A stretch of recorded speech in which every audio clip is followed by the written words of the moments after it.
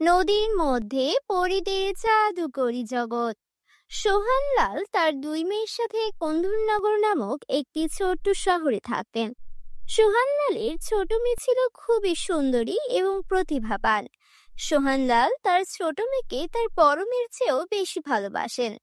একদিন, আরে, আমার দুই প্রিয় মেয়ে কোথায়? দেখো, আমি তোমাদের দুজনের জন্য বড় শহর থেকে অনেক ভালো জিনিস এনেছি। সোহানলালের কণ্ঠস্বর শুনে তার বড় মেয়ে রিমা এসে বলে, ও বাবা, তুমি এসেছো? বড় শহর থেকে আমার জন্য কি এনেছো দেখাও। দেখো রিমা মেয়ে, আমি তোমার জন্য কত সুন্দর কাচের চুড়ি এনেছি।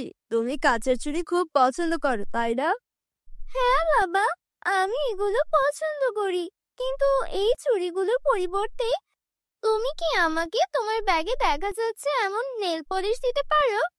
না রিমা মেয়ে, আমি রাইসার জন্য এই নেল পলিশ এনেছি। সে নেল পলিশ খুব পছন্দ করে। সে অনেকবার আমার কাছে এটা চেয়েছিল। সোহানলালের কথা শুনে তার বড় মেয়ে রিমা রাগে লাল হয়ে যায়। ঠিক তখনই রাইসাও বেরিয়ে আসে। ও বাবা, তুমি এসেছো? আমার প্রিয় বাবা, তুমি আসতে এত দেরি করেছো কেন? ওহো রাইসা মেয়ে, দেখো, আমি বড় শহর থেকে তোমার জন্য কি এনেছি। আমি তোমার জন্য এই নেল পলিশ এনেছি। তুমি নেল পলিশ লাগাতে খুব পছন্দ করো, তাই না? রাইসা তার প্রিয় নেল পলিশ দেখে খুব খুশি হয়। সত্যি বাবা, এটা খুব সুন্দর। আমি এটা পরে আমার বন্ধুর বিয়েতে যাব। তুমি আমাকে আমার বন্ধুর বিয়েতে নিয়ে যাবে, তাই না? না মেয়ে, যখন তোমার বন্ধুর বিয়ে হবে তখন আমার খুব গুরুত্বপূর্ণ কাজ আছে, তাই আমি বাড়িতে থাকবো না। তুমি তোমার বড় বোন রিমার সাথে যাও। এরপরে রাইসা নেল পলিশ নিয়ে তার ঘরে চলে যায় এবং সোহানলালও সেখান থেকে চলে যায়। সেখানে দাঁড়িয়ে থাকা রিমা সম্পূর্ণ রাগে পড়ে ছাই হয়ে গেল। বাবা তার রাইসা মেয়েকে সবচেয়ে ভালো এবং দামি জিনিসটা দিয়েছেন। বাবা সবসময় এমনটা করেছেন। আমি জানি না কেন তিনি তার ছোট মেয়েকে বেশি ভালোবাসেন, কিন্তু এখন আমি তাকে ছেড়ে দেব না। তাকে একটা শিক্ষা দেওয়া খুবই জরুরি। রিমা রাগ করে তার ঘরে চলে যায়। রাইসা তার বন্ধুর বিয়ের দিন খুব সুন্দর পোশাক পরে এবং সেই নেল পলিশও লাগায়। এইসব পরে রাইসাকে খুব সুন্দর দেখাচ্ছিল। এটা দেখে রিমা খুব রেগে যায়। তারপর দুই বোনই রাইসার বন্ধুর বিয়েতে যেতে শুরু করে। তারপর রিমা বলে, আমার মনে হয় আমাদের জঙ্গলের মধ্য দিয়ে যাওয়া উচিত। জঙ্গলের পথ ছোট, এভাবে আমরা দ্রুত তোমার বন্ধুর বাড়িতে পৌঁছে যাব। কিন্তু দিদি, ওই জঙ্গলটা খুব ভয়ঙ্কর। আমার মনে হয় না আমাদের জঙ্গলের মধ্যে দিয়ে যাওয়া উচিত। গ্রামবাসীরা বলে যে এই জঙ্গলটা খুব বিপজ্জনক। আমি তোমাকে যা বলেছি তাই করো। তোমার অতিরিক্ত বুদ্ধি ব্যবহার করো না। আমি তোমাকে জঙ্গলের মধ্য দিয়ে হেঁটে যেতে বলেছিলাম, তার মানে তোমাকে জঙ্গলের মধ্য দিয়ে হেঁটে যেতে হবে, না হলে আমি ফিরে যাব। আমি যাব না। এই বলে রিমা এগিয়ে যায়। রাইসাকে তার পিছু পিছু যেতে হয়, যদিও সে যেতে চায় না। জঙ্গলের মাঝখানে পৌঁছে রিমা তাকে বলে, রাইসা, আমার খুব তৃষ্ণা লাগছে। তুমি এখানে আমার জন্য অপেক্ষা করো, আমি জল খাবো এবং ফিরে আসব। এই বলে রিমা সেখান থেকে চলে যায়। অনেক সময় কেটে যায়, কিন্তু রিমা ফিরে আসে না। রাইসা রিমার জন্য চিন্তা করতে থাকে। সে রিমার খোঁজে এগিয়ে যেতে থাকে। সন্ধ্যা হতে থাকে, কিন্তু রাইসা কোথাও রিমাকে খুঁজে পায় না। এই সবই তার পরিকল্পনা ছিল। রিমা রাইসাকে জঙ্গলে একা রেখে বাড়িতে ফিরে গিয়েছিল। রাত যত ঘনিয়ে আসছিল, রাইসা খুব ভয় পেয়ে যাচ্ছিল। ভয়ে রাইসা কাঁদতে শুরু করে। ঠিক তখনই রাইসা শুনতে পেল কেউ হাসছে। কিছুক্ষণ পর রাইসা দেখতে পায় যে কালো শাড়ি পরে একজন ভয়ঙ্কর বৃদ্ধা তার দিকে ছুটে আসছে। সেই ভয়ঙ্কর বৃদ্ধাকে দেখে রাইসা দৌড়াতে শুরু করে এবং সেই বৃদ্ধা তার পেছনে পেছনে দৌড়াচ্ছে। দৌড়াতে দৌড়াতে রাইসা একটা নদীতে ঝাঁপ দেয়। অনেকক্ষণ পর চোখ খুলে সে নিজেকে এক অসাধারণ জগতে আবিষ্কার করে, যেখানে বিভিন্ন ধরনের গাছ গাছপালা ফুল ছিল এবং কাছেই ছিল একটি খুব সুন্দর নদী। এসব দেখে রাইসা খুব অবাক হয়। আমি কোথায় গিয়েছিলাম? এত সুন্দর জায়গা আমি কখনো দেখিনি। রাইসা নদীর তীরে বসে সেই জায়গাটার দিকে তাকাতে শুরু করে। কিছুক্ষণ পর রাইসার খুব তৃষ্ণা লাগে এবং সে নদীর জল পান করে। রাইসা সেই নদীর জল পান করার সাথে সাথে সেখানে একটি খুব সুন্দরী পরী এসে বলে, পরীদের এই জাদুকরি জগতে আপনাকে স্বাগতম।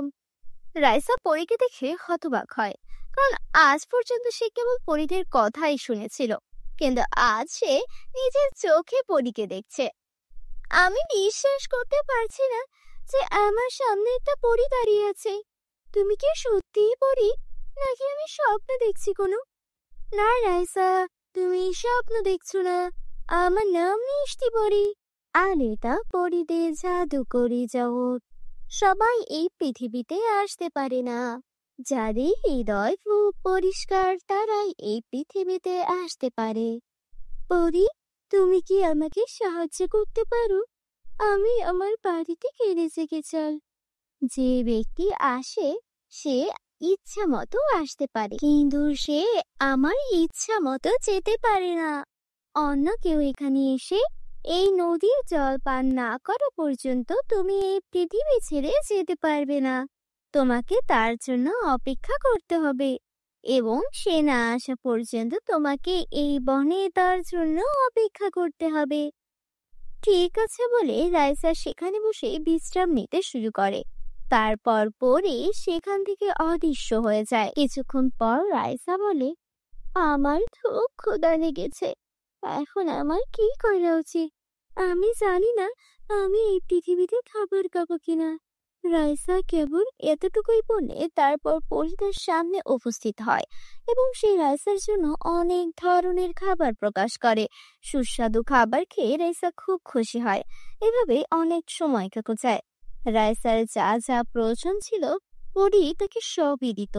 একদিন রাইসা ঘুমাচ্ছিল, হঠাৎ সে কারো কান্নার শব্দ শুনতে পেল। রাইসার চোখ খুলে গেল। ও, এটা কার কণ্ঠস্বর? মনে হচ্ছে যার জন্য আমি অপেক্ষা করছিলাম সে এসে গেছে। রাইসা চারপাশে তাকিয়ে দেখে একজন খুব সুন্দর রাজপুত্র, যার শরীরে কিছু ক্ষত ছিল এবং সে ব্যথায় কাঁপড়াচ্ছিল। রাইসা তার কাছে দৌড়ে গিয়ে বলে, কি হয়েছে? তুমি এখানে কিভাবে এসেছো এবং কিভাবে আঘাত পেয়েছো, এবং তুমি কে? আমি ভানগড়ের রাজপুত্র। আমি বনে শিকার করতে এসেছিলাম, তখন একটি সিংহ আমাকে তাড়া করতে শুরু করে। ভয়ে আমি নদীতে ঝাঁপিয়ে পড়ি এবং সেখান থেকে সোজা এখানে পড়ে যাই। এই ক্ষতগুলো সিংহ আমাকে দিয়েছে। তুমি এখানে এসেছো এটাই ভালো, নইলে সেই সিংহ তোমাকে খেয়ে ফেলতো। তুমি জানো এটা একটা জাদুর শহর, ঠিক যেমন তুমি এখানে এসেছো আমিও এখানে এসেছি। যদি তুমি আমার কথা বিশ্বাস না করো তাহলে অপেক্ষা করো। তারপর রাইসা মিষ্টি পরীকে ডাকে। পরী তৎক্ষণাৎ সেখানে উপস্থিত হয়। পরীকে দেখে রাজপুত্র অবাক হয়ে যায়। তারপর মিষ্টি পরী প্রিন্সকে সবকিছু বলে এবং আরো বলে যে রাইসা এতদিন ধরে তার জন্যই অপেক্ষা করছে। তুমি অপেক্ষা করো, আমি তোমার জন্য নদী থেকে জল নিয়ে আসছি। পান করার পর আমরা দুজনে এখান থেকে আমাদের নিজ নিজ বাড়িতে যেতে পারবে। রাইসা দ্রুত নদী থেকে জল নিয়ে আসে। প্রিন্স জল পান করার সাথে সাথেই তার সমস্ত ক্ষত সেরে যায়। তারপর পরী তাকে বলে যে পরীদের এই জাদুকরি জগতে কেবল ভালো এবং পরিষ্কার হৃদয়ের লোকেরাই আসতে পারে। তোমাদের দুজনের হৃদয় খুব পরিষ্কার, তোমরা দুজনেই তোমাদের পৃথিবীতে যেতে পারো এখন। তারা চোখ বন্ধ করলেন। চোখ বন্ধ করার সাথে সাথে তারা দুজনেই রাইসার বাড়ির সামনে এসে দাঁড়ালো। আরে, এটা আমার বাড়ি। বাবা বাবা, দেখো আমি এসেছি। রাইসা তার বাবার কাছে দৌড়ে গেল। তার বাবা তাকে দেখে খুব খুশি। আমি এতদিন ধরে উঠোনে এভাবে বসে তোমার জন্য অপেক্ষা করছিলাম। শব্দ শুনে রিমা বেরিয়ে আসে। রাইসাকে দেখে সে খুব ভয় পেয়ে যায়। সেভাবে রাইসা এখন তার বাবাকে সবকিছু বলে দেবে এবং তার বাবা তাকে অনেক তিরস্কার করবে, কিন্তু রাইসা মোটেও তা করে না। বাবা, আমি বনে দিদির পেছনে পেছনে ছিলাম। দিদি জল খেতে গিয়েছিলে এবং আমি ভুল পথে চলে গিয়েছিলাম। সব আমার দোষ। আমি সেই বনে হারিয়ে গিয়েছিলাম। তারপর এই রাজপুত্র আমাকে সেখান থেকে বের করে আনে।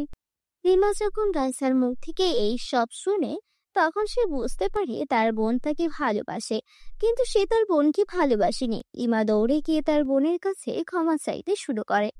ঠিক আছে দিদি, এটা তোমার দোষ নয় এবং তোমার আমার কাছে ক্ষমা চাওয়া উচিত নয়। রাইসা তার পরিবারের প্রতি এবং তার সৌন্দর্যের প্রতি ভালো স্বভাব দেখে রাজপুত্র তার প্রতি আকৃষ্ট হয় এবং তাকে বিয়ের প্রস্তাব দেয়। রাইসা রাজপুত্রকে বিয়ে করতে হ্যাঁ বলে এবং কয়েকদিনের মধ্যেই সে রাজপুত্রের সাথে বিবাহ বন্ধনে আবদ্ধ হয়। রাইসা রাজপুত্রকে বিয়ে করার পর তার শ্বশুর বাড়িতেই সুখী জীবনযাপন করতে শুরু করেছে। আমাদের গল্পটি আপনার ভালো লেগে থাকলে চ্যানেলটিকে অবশ্যই সাবস্ক্রাইব করে দিবেন। দেখা হচ্ছে পরবর্তী কোনো নতুন ভিডিওতে। সে পর্যন্ত সকলে ভালো থাকবে। আল্লাহ হাফিজ। জাদুকরি জগতের পরীর লেহেঙ্গার জাদু। ছোট্ট একটি গ্রামে শান্তা তার সৎ মায়ের সাথে বাস করত। শান্তা একদিন ঘুমের মধ্যে স্বপ্নে দেখে সে একটা রূপকথার জগতে চলে গেছে। আরে বাহ, কত সুন্দর একটা জায়গা এটা। এখানে তো সব কিছু জাদুকরি। ওয়াও, গাছটা কত সুন্দর লাগছে। হ্যাঁ শান্তা, এটা একটা জাদুকরি জগৎ, আর তুমি এখন সেই জগতে আছো। কি জাদুকরি জগৎ? আমি সত্যি সত্যি জাদুকরি জগতে এসেছি। সঙ্গীতা একটু সামনে এগিয়ে যায় আর দেখতে পায় এক অসাধারণ সুন্দর লেহেঙ্গার গাছ। আরে বাহ, এটা তো জাদুকরি লেহেঙ্গার গাছ। আমার তো পরার মতো কাপড়ও নেই। এখন এই গাছ থেকে সুন্দর কিছু লেহেঙ্গা তুলে নি। আরে এটা কি? এটা ছিঁড়ছে না কেন? নিচে নেমে আয়। আরে এটা তো ওরা উপরে উঠে গেল। বন্ধুরা, তোমরা যারা যারা গল্পটি দেখছো তোমাদের নাম কমেন্ট বক্সে কমেন্ট করে জানাও, কারণ তোমাদের নাম দিয়ে তৈরি হবে আমাদের পরবর্তী কার্টুন ভিডিও। ঠিক তখনই শান্তার কানে তার সৎ মায়ের গলা ভেসে আসে। আরে ও রানী, আজও ঘুমাতেই থাকবে নাকি? উঠে ঘরের কাজকর্ম করবি না? সব সময় কুম্ভকর্ণের মতো ঘুমায়। শান্তা তখন মনে মনে বলতে থাকে, কি সুন্দর স্বপ্ন ছিল। ইস, যদি আমি ওই জাদুকরি লেহেঙ্গাগুলো নিজের হাতে ছুঁতে পারতাম। উঠবি না নাকি এভাবেই পাগলের মতো হাসতে থাকবি? গতকালের মার খেয়েও ভুলে গেছিস নাকি? না মা, যাচ্ছি এখনই। এই বলে শান্তা কাছে লেগে যায়। ঠিক তখনই তার সৎ বোন অনন্যা ঘুম থেকে ওঠে। আরে 10টা বেজে গেছে, আজ আমাকে শপিং এ যেতে হবে, তাড়াতাড়ি গোসল করে আসি। তারপর অনন্যা একটা ড্রেস নিয়ে শান্তাকে বলে, শোন কাজের মেয়ে, আমার এই ড্রেসটা ভালো করে আয়রন করে দে। আমি গোসল করতে চাচ্ছি, ভালো করে করবি, নাহলে মাকে বলে আবার তোকে মার খাওয়াবো। এই বলে অনন্যা গোসল করতে চলে যায়। শান্তা তাড়াতাড়ি অনন্যার ড্রেস আয়রন করতে শুরু করে। বন্ধুরা, তোমরা যারা যারা গল্পটি দেখছো তোমাদের নাম কমেন্ট বক্সে কমেন্ট করে জানাও, কারণ তোমাদের নাম দিয়ে তৈরি হবে আমাদের পরবর্তী কার্টুন ভিডিও। আরে বাহ, অনন্যা এই ড্রেসটা কত সুন্দর। এই ড্রেসটা পরে একেবারে পরীদের মতো লাগবে অনন্যাকে। ইস, আমি যদি এমন একটা সুন্দর ড্রেস পরতে পারতাম। তখনই সেখানে অনন্যা চলে আসে আর বলে, তোর কানে কিছু ঢুকছে না? কবে থেকে তোর কাছে এই ড্রেসটা চাইছি। আরে হ্যাঁ অনন্যা, এই নাও তোমার ড্রেস। আরে তুই তুই এটা কি করেছিস? তুই আমার সবচেয়ে প্রিয় ড্রেসটা এভাবে পরিয়ে ফেলেছিস। আমি তোকে ছাড়বো না। মা, মা, দেখো না এই শান্তা কি করেছে। আরে কি হয়েছে? আবার কি করলো এই অভাগিনী? মা, দেখো না, ও আমার সবচেয়ে দামি ড্রেসটা পরিয়ে দিয়েছে। কে রে অভাগী, আমার মেয়ের ড্রেসটা পুড়িয়ে দিয়েছিস কেন? মা, আমার কিছুই জানা নেই, আমি শুধু আয়রন করছিলাম, আমি এই ড্রেসটা পরাইনি মা। একে তো ভুল করিস, আবার মিথ্যেও বলিস। দেখছি তোর জীব অনেক বেশি চলছে। দাঁড়া, তোকে এখন দেখাচ্ছি। এই বলে সৎ মা দামিনী শান্তাকে খুব মারতে থাকে। মা, ও এমনিতে ঠিক হবে না। যদি ওকে এখনই না না তাড়ানো হয়, ভবিষ্যতে আরো বিপদ করবে। ওকে বাড়ি থেকে বের করে দাও। তুই একদম ঠিক বলেছিস। এই মেয়ে কোনো কাজেই আসে না, শুধু খেয়ে খেয়ে যাচ্ছে। চল বের হ আমার বাড়ি থেকে। মা, মা, দয়া করে আমাকে মাফ করে দিন। এই পৃথিবীতে আপনাদের ছাড়া আমার আর কেউ নেই। আমি কোথায় যাব মা? আপনি যা বলবেন আমি তাই শুনবো, কিন্তু আমাকে বের করে দেবেন না প্লিজ। মা, ওর কথাই বিশ্বাস করো না, না হলে আবারও এই ভুল করবে। ঠিক আছে, আমি তোকে এক শর্তে এই বাড়িতে থাকতে দেব। তুই বাইরে গিয়ে কাজ করবি আর নিজের উপার্জনের টাকা দিয়ে আমার মেয়ের জন্য একদম সেম এরকমই ড্রেস নিয়ে আসবি, আর তখনই আমি তোকে আবারও এ বাড়িতে থাকতে দেব। আমি এখন কোথায় যাব? কিন্তু আমি বুঝতে পারছি না, ড্রেসটা তো আমি পরাইনি। আমি নিজ হাতে ওটা আয়রন করছিলাম, তবে ওটা হঠাৎ করে পড়ে গেল কিভাবে? এখন আমি সেই রকম আরেকটা ড্রেস কোথা থেকে আনবো? শান্তা সারাদিন কাজ খুঁজে এখানে ওখানে ঘুরে বেড়ায়, কিন্তু কোথাও কাজ পায় না। এক দোকানের সামনে গিয়ে বলে, মালকিন, আপনার দোকানে কোনো ছোটখাটো কাজ পাবো কি? না, এখানে কোনো কাজ নেই। কে জানে কাজের অজুহাতে দোকানে কিছু চুরি করে পালিয়ে যাবে নাকি। তোর চেহারা তো ঠিক ভিখারিনীর মতো, চল এখান থেকে। সবার কাছ থেকেই শান্তা অপমানিত হয়। এইভাবেই সন্ধ্যা নেমে আসে, আর ক্লান্ত হয়ে সে মাটিতে বসে পড়ে। তীব্র ক্ষুধায় তার পেট কাঁপছে। ক্ষুধার জন্য মনে হচ্ছে পেটের মধ্যে ইঁদুর দৌড়াচ্ছে। আমার তো এক টাকাও নেই, এখন আমি কি করব? ঠিক তখনই তার কানে মন্দিরের ঘন্টার শব্দ আসে। লাখ লাখ ধন্যবাদ ভগবান, তুমি আমার খাবারের ব্যবস্থা করেছো। তারপর শান্তা মন্দিরে গিয়ে কিছু প্রসাদ নেয় আর এক গাছের নিচে বসে খেতে শুরু করে। সে প্রথম লোকমাটি মুখে তুলতেই চাচ্ছিল, তখনই এক বৃদ্ধ ভিখারিনী এসে বলে, মেয়ে, আমি অনেক দিন ধরে কিচ্ছু খাইনি, আমি খুব ক্ষুধার্ত, একটু খেতে দে মা, তোর দোয়া লাগবে, আমাকে সাহায্য কর মা।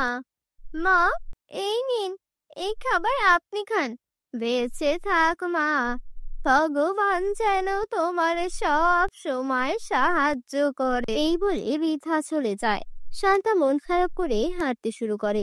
তখনই সে দেখতে পায় এক হরিণী তার আশেপাশে লাফাচ্ছে। আমার কেন যেন মনে হচ্ছে হরিণীটা যেন আমাকে কিছু বলতে চাইছে। প্রিয় হরিণী, শান্ত হও, বলো আমি কিভাবে তোমাকে সাহায্য করতে পারি। এই শুনে হরিণী চলে যেতে শুরু করে। ওহ, বুঝেছি, তুমি আমাকে কোথাও নিয়ে যেতে চাইছো। ঠিক আছে, আমি প্রস্তুত, চলো। বন্ধুরা, তোমরা যারা যারা গল্পটি দেখছো, তোমাদের নাম কমেন্টে লিখে জানাও, কারণ তোমাদের নাম দিয়ে তৈরি হবে আমাদের পরবর্তী কার্টুন ভিডিও। হরিণী তাকে এক আশ্চর্য গাছের কাছে নিয়ে যায়। গাছটি থেকে এক আশ্চর্য রশ্মি বের হতে থাকে। দেখতে দেখতে সেই গাছটি জাদুকরি লেহেঙ্গার কাছে রূপান্তরিত হয়, আর হরিণীটি এক সুন্দর পরীতে রূপ নেয়। ভয় পেও না শান্তা, তুমি এবার স্বপ্ন দেখছো না, এটা বাস্তব। কি? আমার স্বপ্নের জাদুকরি লেহেঙ্গা? এটা সত্যি কিভাবে হতে পারে? হ্যাঁ শান্তা, যারা সৎ ভালো মন নিয়ে স্বপ্ন দেখে তাদের স্বপ্ন একদিন সত্যি হয়। তুমি সব সময় অন্যদের সাহায্য করেছো, আর যারা অন্যদের সাহায্য করে তাদের সাহায্য করতেই আমরা কোনো না কোনো রূপে ফিরে আসি। শান্তা, জাদুকরি গাছটা অদৃশ্য হওয়ার আগেই তুমি তোমার জন্য একটা সুন্দর লেহেঙ্গা নিয়ে নাও। কিন্তু পরে আমি এই লেহেঙ্গা নিতে পারি না। আমার বোন অনন্যার জন্য ঠিক এমনই একটা লেহেঙ্গা দরকার। ওর প্রিয় লেহেঙ্গাটা আমার ফুলে পড়ে গিয়েছিল। সাদা সিধে শান্তা, সেই ড্রেসটা তুমি পরাওনি। তুমি যখন সেটা আয়রন করে অন্যকে পরতে দিয়েছিলে, ঠিক তখনই সে ওটা পাল্টে দিয়েছিল, যাতে সে তোমাকে বাড়ি থেকে বের করে দিতে পারে। কি? অনন্যা আমার সঙ্গে এমনটা করলো কেন? চিন্তা করো না, সব ঠিক হয়ে যাবে। এই নাও অনন্যা ড্রেস। এখন তুমি তোমার জন্য কাছ থেকে একটা সুন্দর লেহেঙ্গা নিয়ে নাও। তারপর শান্তা লেহেঙ্গা নিয়ে পরীকে ধন্যবাদ জানিয়ে বাড়ি ফিরে আসে। তুই কোথা থেকে এলি? তোর হাতে এত সুন্দর লেহেঙ্গা কোথা থেকে এলো? অনন্যা, এই লেহেঙ্গা আমার, এটা আমাকে জাদুকরি পরিয়ে দিয়েছেন। আর এই নাও তোমার ড্রেস। মা দেখো তো, এটা কোথা থেকে যেন চুরি করে এনেছে। না অনন্যা, এমন বলো না, আমি সত্যি বলছি, এটা আমাকে জাদুকরি পরিয়ে দিয়েছেন। ভালো, তাহলে দে লেহেঙ্গাটা, আমি এটা পরবো। না অনন্যা, তুমি এটা পরতে পারবে না। এই বলে অনন্যা লেহেঙ্গাটা পরে নেয়। মা, অনন্যাকে থামান, না হলে বড় বিপদ হয়ে যাবে। আর তখনই ভেতর থেকে অনন্যার চিৎকার আসে। মা, ও মা, আমার মুখ সাদা থেকে কালো হয়ে গেল। এটা এই লেহেঙ্গার কারণে। এখন এটা আমার শরীর থেকেও সরছে না। মা, কিছু করো। কি রে অভাগিনী, তুই লেহেঙ্গায় কি জাদুটোনা করে এনেছিস যে আমার মেয়ের এই দশা? মা, আমি আগেই বলেছিলাম এই লেহেঙ্গা শুধু আমার জন্য। এখন শুধু জাদুকরি গাছে এর উত্তর দিতে পারবে। চলো আমার সঙ্গে। তারা সবাই সেই গাছের কাছে যায়। পরী বলে, এটা তোমার মেয়ের কর্মফলের ফল। লোভী ও মিথ্যাবাদীদের এই পরিণতি হয়। তোমার মা মেয়ে মিলে শান্তার উপর অনেক অত্যাচার করেছ, এটা তারই শাস্তি। জাদুকরি গাছ, দয়া করে এদের ক্ষমা করে দে। ও আমার মা, ও আমার বোন, যদি ওদের কোনো ভুল হয়ে থাকে তাহলে সেই শাস্তি আমাকে দিন, কিন্তু ওদের মাফ করে দিন। এই কথা শুনে অনন্যা ও তার মা নিজেদের ভুল বুঝতে পারে আর শান্তার কাছে ক্ষমা চায়। তারপর জাদুকরি গাছ অনন্যাকে আগের অবস্থায় ফিরিয়ে দেয়। সবাই একসাথে আনন্দে বসবাস করতে থাকে। বন্ধুরা, কেমন লাগলো আমাদের আজকের এই গল্পটি কমেন্ট করে জানাও, কারণ তোমাদের নাম দিয়ে তৈরি হবে আমাদের পরবর্তী কার্টুন ভিডিও। তো দেখা হচ্ছে পরবর্তী কোনো ভিডিওতে। সে পর্যন্ত সকলে ভালো থেকো, সুস্থ থেকো। খোদা হাফেজ। জাদুর প্রাসাদের পরীর জাদু। আজ বনে একটিও ফুল দেখা যাচ্ছে না। মনে হচ্ছে সোনাক্ষী মেয়ে আমাদের সামনে এসে সব ফুল তুলে নিয়েছে। দিদি, আমরা এখন কি করব? যদি আমরা ফুল না পাই তাহলে বাজারে কি বিক্রি করব? মনে হচ্ছে আজও আমাকে ক্ষুধার্ত ঘুমাতে হবে। চলো একটু এগিয়ে যাই, হতে পারে এমন কিছু গাছ বাকি আছে যেখানে ফুল ফুটেছে। বন্ধুরা, তোমরা যারা যারা গল্পটি দেখছো তোমাদের নাম কমেন্ট করে জানাও। আমরা নেক্সট গল্প তোমাদের নাম দিয়ে বানাবো। তোমরা অবশ্যই ভিডিওটিতে লাইক করে চ্যানেলটিকে সাবস্ক্রাইব করে দাও। দুই বোনেই ফুলের খোঁজে বনের মধ্যে এগিয়ে যেতে থাকে।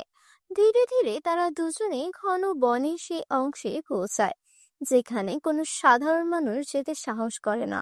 হঠাৎ তারা একটা হালকা আভা দেখতে পায়। ওখানে দেখো, কিছু একটা চলছে। হ্যাঁ দিদি, এটা একটা সিঁড়ির মতো দেখাচ্ছে। এটা খুব সুন্দর। চলো দিদি, কাছে গিয়ে দেখি। না, আমার ভালো লাগছে না। এই জঙ্গলে কেউ আসে না বা যায় না, এবং এই উজ্জ্বল সিঁড়ি দিয়ে অবশ্যই কোনো জাদু। চলো এখান থেকে ফিরে যাই। প্লিজ দিদি, একবার গিয়ে দেখি। আমরা তো কিছু করব না, আমরা শুধু দেখবো এবং ফিরে আসবো। প্লিজ দিদি, প্লিজ রাজি হও, প্লিজ। অবশেষে সে রাজি হয় এবং দুই বোন ধীরে ধীরে উজ্জ্বল সিঁড়ির দিকে এগিয়ে যায়। কাছে পৌঁছানোর সাথে সাথে তারা দুজনেই অবাক হয়ে যায়। সেই সিঁড়িটি আকাশের দিকে বাতাসে উপরে উঠেছিল এবং তাও স্বপ্নের মতো জ্বলন্ত আলো দিয়ে তৈরি। সেই সিঁড়ি থেকে একটি দুর্দান্ত আলো বেরিয়ে আসছিল। এটি সত্যি আকাশে উপরে উঠছে, কিন্তু এটি কোথায় যাচ্ছে? তারা দুজনে এই কথা ভাবছিল। হঠাৎ তাদের কানে পায়েলের শব্দ প্রতিধ্বনিত হলো। মনে হচ্ছে কেউ আসছে, তাড়াতাড়ি এসো। দেখো, এখানে এই প্রাসাদটি দেখা যাচ্ছে। চলো আমরা সেই প্রাসাদের বাগানে লুকিয়ে থাকি। হ্যাঁ দিদি, তাড়াতাড়ি এসো। তারা দুই বোন প্রাসাদের কাছে বাগানে গিয়ে একটি বড় গোলাপ গাছে আড়ালে লুকিয়ে পড়ল। গাছের পাতার ফাঁক দিয়ে তাকিয়ে তারা দেখতে পেল আকাশ থেকে নেমে আসা সিঁড়িতে দুটি অতি সুন্দরী পরী ধীরে ধীরে নেমে আসছে। তাদের পোশাক ছিল মুক্তা আর রেশমের তৈরি। তাদের চুলে ছিল এক জাদুকরি চকচকে ভাব এবং তাদের পিঠে ছিল সুন্দরী সোনালি ডানা। দুজনেই দেখতে খুব সুন্দর। দেখো চন্দ্রিকা, আজ সূর্যের আলো কত সুন্দর দেখাচ্ছে। এই পৃথিবীর সুবাস আমার খুব পছন্দ। হ্যাঁ, কিন্তু রানী পরী আমাদের কি বলেছে মনে আছে? আমাদের বেশি দিন মানুষের জগতে থাকতে হবে না। আমাদের এখানে দ্রুত কাজ শেষ করে বাড়ি ফিরে যেতে হবে। এই বলে পরীরা দুজনে প্রাসাদের দিকে এগোচ্ছিল। এরা সত্যি পরী? মনে হচ্ছে আমরা পরীদের জগতে এসেছি। দিদি, এই জায়গা, এই প্রাসাদ, এই পরী, এই সবই এত সুন্দর। এসো দিদি, চল পরীর কাছে সাহায্য চাই। আমি বই পড়েছিলাম পরীরা সব সময় গরিবদের সাহায্য করে। এসো দিদি, প্লিজ এসো। চুপ থাকো, দেখো সে আমাদের দিকে আসছে। কে? কে ওখানে? কে ওখানে? এসো, বেরিয়ে এসো। দেখো, আমরা তোমার কোনো ক্ষতি করব না, বেরিয়ে এসো। এই কথা শুনে তারা আর অর্ষি ফুলের আড়াল থেকে ধীরে ধীরে বেরিয়ে আসে।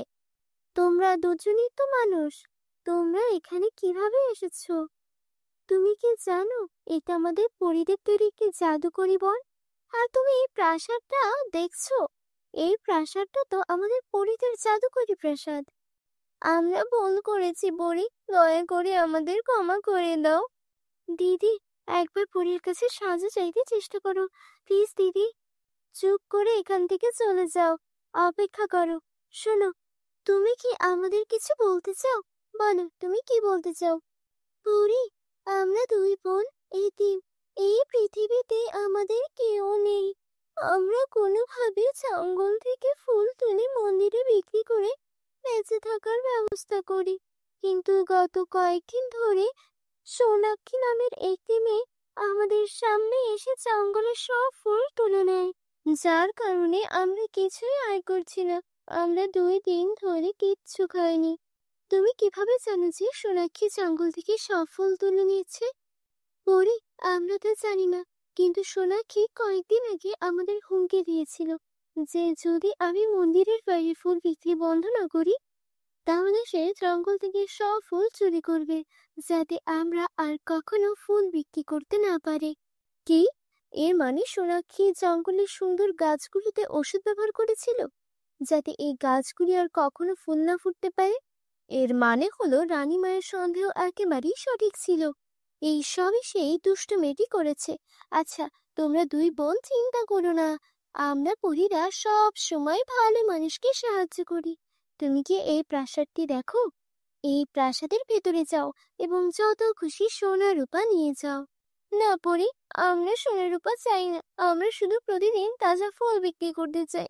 আমরা এতেই বেঁচে থাকবো, কারণ আমার মা সব সময় কঠোর পরিশ্রম করে জীবিকা নির্বাহ করতে শিখিয়েছেন, এবং আমরা দুই বোনই আমাদের কঠোর পরিশ্রম করে জীবনযাপন করতে চাই।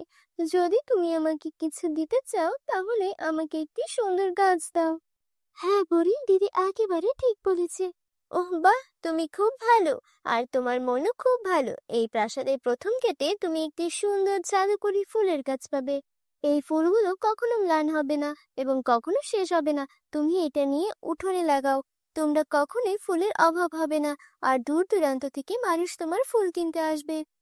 তোমাকে অনেক ধন্যবাদ পরি। বন্ধুরা, তোমরা যারা যারা গল্পটি দেখছো, তোমাদের নাম কমেন্টে লিখে জানাও। আমরা নেক্সট গল্প তোমাদের নাম দিয়ে বানাবো। তোমরা অবশ্যই ভিডিওতে লাইক করে চ্যানেলটিকে সাবস্ক্রাইব করে দাও। এই বলে দুই বোনই জাদুকরি প্রাসাদের প্রথম গেটের কাছে যায়। তারপর তারা দেখতে পায় যে সেখানে একটি খুব সুন্দর ফুলের গাছ লাগানো হয়েছে এবং কাছে প্রচুর সোনা ও রূপার মোজা রাখা আছে। তারপর হঠাৎ সোনা রূপার মোজা থেকে একটি আওয়াজ আসে। আরে, এটা কি? তুমি কি এই সাধারণ গাছটিকে তোমার সাথে নিয়ে যাচ্ছ? আরে, যদি তোমার এটা নিতেই হয় তাহলে আমাদেরও তোমার সাথে নিয়ে যাও। আমরা ওই জাদুকরি প্রাসাদের জাদুকরি মোজা। আমরা তোমার দারিদ্র চিরতরে শেষ করতে পারি, আর তোমাকে এত ধনী করতে পারি যে তুমি তোমার পুরো জীবন আরামে কাটাতে পারো। চলো, আমাকে তাড়াতাড়ি তোমার সাথে নিয়ে যাও। না না, আমরা টাকা চাই না। এই কথা বলার পর দুই বোনই ঐন্দ্রজালিক প্রাসাদ থেকে একটি গাছ বের করে এবং পরীকে ধন্যবাদ জানিয়ে তাদের বাড়িতে ফিরে আসে। ঐন্দ্রজালিক প্রাসাদের গাছগুলো তাদের বাড়ির উঠোনে লাগায়। পরের দিন সকালে যখন সেই ঘুম থেকে উঠে, সে দেখে যে ঐন্দ্রজালিক প্রাসাদটি একটি গাছে পরিণত হয়েছে এবং এতে খুব সুন্দর এবং আশ্চর্যজনক ফুল ফুটেছে, যার সুবাস দূর দূরান্তে ছড়িয়ে পড়েছে। দিদি, এই ফুলটি খুব সুন্দর। এর আগে আমি কখনো এমন ফুল দেখিনি। হে তারা, আমি আমার জীবনে এত সুন্দর ফুল দেখিনি। এরপর দুই বোনই ফুলগুলো তুলে বিক্রি করতে যায়। কিছুক্ষণের মধ্যেই তার সব ফুল বিক্রি হয়ে যায়। অন্যদিকে এখন সোনাক্ষীর কাছ থেকে কেউ ফুল কেনে না। এটা দেখে সোনাক্ষী খুব ঈর্ষান্বিত হয়। এভাবেই দিন কেটে যায়। সীতারার ফুল কয়েকদিনের মধ্যে পুরো গ্রামে বিখ্যাত হয়ে যায়। এখন অন্য গ্রাম থেকে মানুষ তার ফুল কিনতে আসতে শুরু করেছে, কারণ তার ফুলগুলো খুবই সুন্দর এবং মনোমুগ্ধকর। কিন্তু কেউ সোনাক্ষীর ফুল কেনে না। ঐশী ও তারার ফুলের মধ্যে এমন কি আছে যে আমার কাছে নেই? ওদের কাছ থেকে কেন সকলে ফুল কেনে? সে এই আশ্চর্যজনক ফুলের গাছটি কোথা থেকে পেল? আমাকে খুঁজে বের করতে হবে। তারপর সোনাক্ষী ঐশীকে সেই ফুল সম্পর্কে সবকিছু প্রকাশ করতে বাধ্য করে। তাই এই সব ঘটেছে পরীর জাদুর প্রাসাদের ফুলের কারণে। আমাকেও সেখানে যেতে হবে এবং একই রকম একটি গাছ আনতে হবে। এই ভেবে সোনাক্ষীও পরীর জগতে নির্মিত জাদুর প্রাসাদে পৌঁছে যায় এবং সে সরাসরি জাদুর প্রাসাদে প্রবেশ করে। বাহ, সেই বোকা ঐশী বলেছিল যে আমি এখানে একটি ফুলের গাছ পাবো, কিন্তু এখানে প্রচুর সোনা এবং রূপা আছে। আমি এখান থেকে সমস্ত সোনা এবং রূপা নেব এবং পৃথিবীর সবচেয়ে ধনী ব্যক্তি হয়ে উঠব। কেউ এখানে আসার আগে আমি দ্রুত সমস্ত সোনা এবং রূপা সংগ্রহ করব। এরপর সোনাক্ষী সব সোনা আর রূপা একটা বস্তায় ভরে সেখান থেকে চলে যায়। ঠিক তখনই সেই দুটি জাদুকরি বুড়ি সেখানে আসে। তাহলে তুমি সেই দুষ্ট ব্যক্তি যে তার ঈর্ষা ও হিংসার বশে এই বনের নিষ্পাপ ফুলের উপর রাসায়নিক ঢেলে দিয়েছিলে, যাতে সেগুলোতে আর ফুল না ফোটে, এবং এখনই তুমি আমাদের অনুমতি ছাড়াই আমাদের জাদুকরি প্রাসাদ থেকে সোনার রূপা নিচ্ছ। এই জন্য তোমাকে শাস্তি দেওয়া হবে। এই বলে পরী সোনাক্ষীকে বানরে পরিণত করে। এটাই তোমার কৃতকর্মের শাস্তি। এখন থেকে তুমি পুরো 1 মাস ধরে বনে বানরের মতো এখানেই সেখানেই ঘুরে বেড়াবে।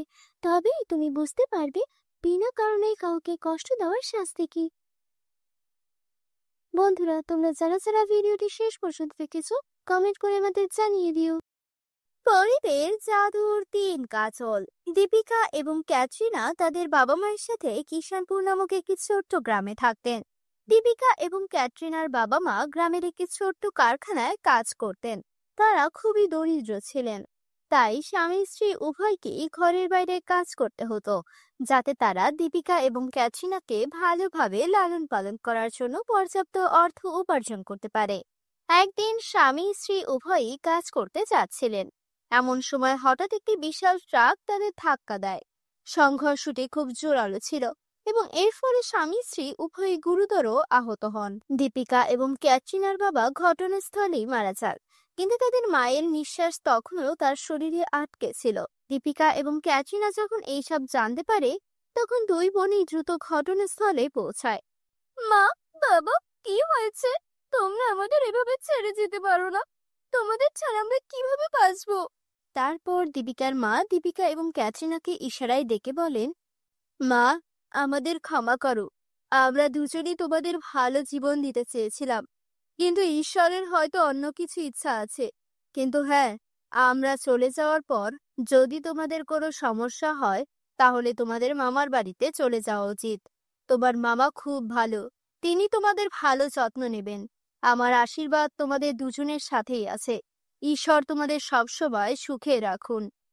এই বলে দীপিকা এবং ক্যাটরিনার মাও মারা যান। দুই বোনই তাদের ভাগ্যের জন্য অনেক কাঁদে এবং তারপর কোনোভাবে অন্যদের সাহায্যে তারা তাদের বাবা মায়ের শেষকৃত্য করে তাদের বাড়িতে আসে। বন্ধুরা, তোমরা ছাড়া ছাড়া গল্পটি দেখছো, তোমাদের নাম কমেন্ট বক্সে কমেন্ট করে জানাও, কারণ তোমাদের নাম দিয়ে তৈরি হবে আমাদের পরবর্তী কার্টুন ভিডিও। দিদি, কি হয়েছে? মা বাবা ছাড়া আমি কিভাবে বাঁচবো? আমি যদি তাদের সাথে মারা যেতাম তাহলে ভালোই হতো। ক্যাটরিনা মা চেয়েছিলেন আমাদের চোখে যেন জল না আসে, আমাদের যেন কোনো সমস্যা না হয়। তাই তাদের আত্মার সুখের জন্য আমাদের খুশি থাকতে হবে এবং এখন আমাদের মামার বাড়ি যেতে হবে। এরপরে দুজনে তাদের জিনিসপত্র একটি ব্যাগে ভরে তাদের মামার বাড়ি চলে যায়। দুই বোনই তাদের মামার বাড়ি যাচ্ছিল। পথে তারা বিভিন্ন রঙের 3টি কাজল দেখতে পায়। একটি কাজল সবুজ, একটি নীল এবং একটি লাল। 3টি কাজলই খুব নতুন এবং সুন্দর দেখাচ্ছিল। দিদি, এই দেখো, এই 3টি কাজল রাস্তায় এভাবে পড়ে আছে। মনে হচ্ছে কেউ এখানে রেখে গেছে। যাই হোক, এই কাজলগুলি দেখতে খুব ব্র্যান্ডেড। তাদের দাম নিশ্চয়ই খুব বেশি, তাই না? হ্যাঁ, তুমি একেবারে ঠিক বলেছো। 3টি কাজলই খুব নতুন এবং ব্র্যান্ডেড দেখাচ্ছে। আমি জানি না এগুলি কার, কে এখানে এগুলো রেখে গেছে। দিদি, এখানে কেউ দেখা যাচ্ছে না। আমরা এই 3টি কাজল আমাদের ব্যাগে রাখি। না ক্যাটরিনা, এটা করা পাপ। কিন্তু হ্যাঁ, তুমিও ঠিক বলেছো। যদি এই কাজলগুলো এখানে এভাবে পড়ে থাকে, তাহলে কোনো চোর এখান থেকে অবশ্যই চুরি করে নিয়ে যাবে। আমরা এগুলো আমাদের সাথে নিয়ে যাচ্ছি। কে জানে, তাদের মালিক হয়তো এগুলো খুঁজে পেয়েছে। এরপর দীপিকা তার ব্যাগে 3টি কাজল রাখে, কিন্তু দুই বোনই জানতো না যে ওই 3টি কাজল কোনো সাধারণ কাজল নয়, বরং তাদের কাছে জাদুকরি কাজল আছে। কিছুক্ষণের মধ্যেই দুই বোনই তাদের মামার বাড়িতে পৌঁছায়। তাদের মামার কাছে সবকিছু খুলে বলে। তার বোনের মৃত্যুর খবর শুনে তাদের মামা খুব কাঁদে। আমি এখনো বিশ্বাস করতে পারছি না যে দিদি আমাদের ছেড়ে চলে গেছে। কিন্তু তোমরা দুইজন কোনো চিন্তা করো না, দিদি আমাকে তোমাদের দায়িত্ব দিয়েছে। আমি তোমাদের দুজনকে ভালো যত্ন নেব। তোমরা আমার মেয়ে দিব্যার মতো ভালো জীবন যাপন করবে। ধন্যবাদ মামা। হয়তো সেই কারণেই মা তোমার কাছে আমাদের আসতে বলেছিল। তারপর মামি বলেন, হ্যাঁ, তোমার মা মনে করে যে এই বাড়িটি কোনো ঘর নয়, এটি একটি এতিমখানা, তাই তিনি তোমাদের সবাইকে এখানে পাঠিয়েছেন। তোমার জিভ নিয়ন্ত্রণ করো। তুমি আমার মৃত বোনের কথা বলছো? আর হ্যাঁ, এখন থেকে দীপিকা আর ক্যাটরিনা তোমরা এখানেই থাকবে। আর আমি কাল শহরে যাচ্ছি, কিন্তু তোমাদের দুইজনেরই ভালো যত্ন নিতে হবে। আমি চাই না দিদি চলে যাওয়ার পর তাদের কোনো সমস্যা হোক। সেই সময় দীপিকা ক্যাটরিনার মামি অর্থাৎ মোহিনী কিছু বলেন না, কিন্তু তার স্বামী চলে যাওয়ার পর তিনি দুই বোনকে তার ঘরে থেকে বলেন, তোমরা দুজনেই মনোযোগ দিয়ে শোনো, এটা কোনো এতিমখানা নয় যেখানে তোমরা মাথা উঁচু করে এসেছো। এখানে থাকতে চাইলে তোমাদের কাজ করতে হবে। তোমরা দুই বোনকে সকালের নাস্তা থেকে শুরু করে রাতের খাবার, কাপড়, বাসনপত্র এবং ঘর পরিষ্কার পরিচ্ছন্নতা পর্যন্ত ঘরের সমস্ত কাজ করতে হবে। তোমাদের দুই বোনকেই রান্নাঘরের দেখাশোনা করতে হবে। দীপিকা রান্না করবে আর ঘর পরিষ্কার করবে তোমার ছোট বোন। চিন্তা করো না মামি, আমি একাই সব কাজ করব। ক্যাটরিনা এখনো ছোট, সে এত কাজ করতে পারবে না। সে ঘরের কাজকর্মও জানে না। সে খাবার খেতে জানে, ঠিক যেভাবে খায় সেও একইভাবে কাজ করবে। তাদের মামার স্বভাব দেখে দুই বোনই ভেবেছিল যে তারা ভালোভাবে জীবনযাপন করতে পারবে, কিন্তু যা হয় তার ঠিক বিপরীত। দুই বোনই সারের মতো কাজ শুরু করে। দিন শেষ হয়, কিন্তু দুই বোনের কাজ শেষ হয় না। কাজ করার সময় ক্যাটরিনার হাতে ফোসকা পড়ে। দিদি, দেখো, আমার হাতে ফোসকা পড়েছে। চলো এখান থেকে চলে যাই দিদি, চলো ফিরে যাই। আমরা আমাদের বাড়িতে থাকবো। ক্যাটরিনা, ওই বাড়িটা আমাদের নয়, ওই বাড়িটা ভাড়া বাড়ি। ওই বাড়িতে থাকতে হলে আমাদের ভাড়া দিতে হবে, যা আমাদের নেই। তাই বাধ্য হয়ে আমাদের এখানেই থাকতে হবে। সারাদিন কাজ করার পর দুই বোনই ক্লান্ত হয়ে তাদের ঘরে যায়, যেখানে দীপিকা ক্যাটরিনাকে বসিয়ে মোহিনীর কাছে খাবার আনতে আসে। মামি, তুমি বলেছিলে সারাদিন কাজ করার পর তুমি আমাদের খাবার দেবে। আমরা দুজনই খুব ক্ষুধার্ত। আমরা দুজনই সকাল থেকে কিচ্ছু খাইনি। দয়া করে আমাদের খাবার দাও। এখানে অপেক্ষা করো, আমি এখনই এনে দিচ্ছি। এই বলে মোহিনী রান্নাঘরে যায় এবং 2 দিনের পুরনো বাসি রুটি এবং একটি পেঁয়াজ নিয়ে আসে এবং দুই বোনের হাতে তুলে দেয়। মামি, এটা কি? তুমি কি দেখতে পাচ্ছ না? এটা খাবার। কিন্তু মামি, এটা তো বাসি রুটি আর পেঁয়াজ। আমরা এটা কিভাবে খাবো? আর যাই হোক, ক্যাটরিনা শুধু শুকনো খাবার গিলে খেতে পারে না। যদি তোমার কাছে সবজি না থাকে তাহলে আমাকে 1 গ্লাস দুধ দাও, আমি ওকে দুধের সাথে রুটি খাওয়াবো। তুমি কি মনে করো এই বাড়িটা একটা হোটেল?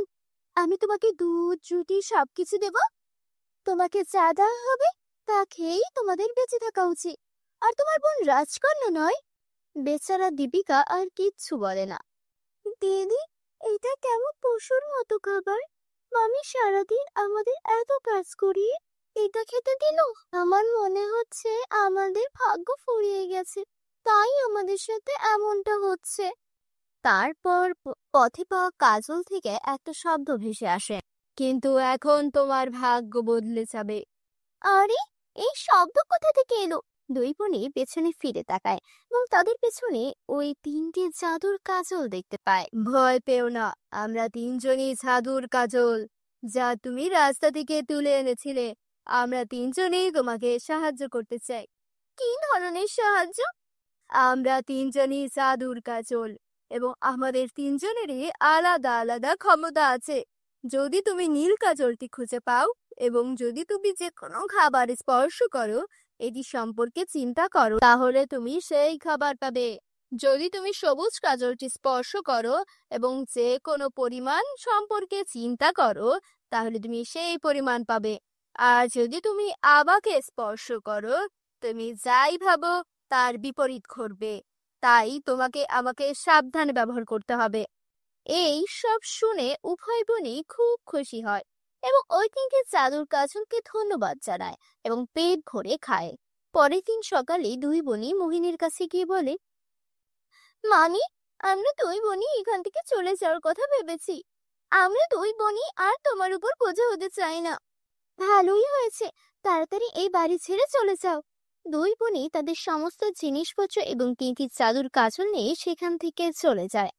সে চলে যায় এবং তারপর সেই তিনটি কাজলের সাহায্যে সে একটা খুব বড় বাড়ি তৈরি করে এবং একটি ভালো জীবনযাপন শুরু করে। বন্ধুরা, যদি তোমাদের আমার এই গল্পটি ভালো লেগে থাকে তাহলে অবশ্যই তোমাদের বন্ধুদের সাথে শেয়ার করো। এবং হ্যাঁ বন্ধুরা, এরকম গল্প দেখতে অবশ্যই আমাদের চ্যানেলকে সাবস্ক্রাইব করো, যাতে তোমরা এরকম আকর্ষণীয় গল্প দেখতে পাও। আমি আবার তোমাদের সাথে নতুন কিছু গল্প নিয়ে দেখা করব।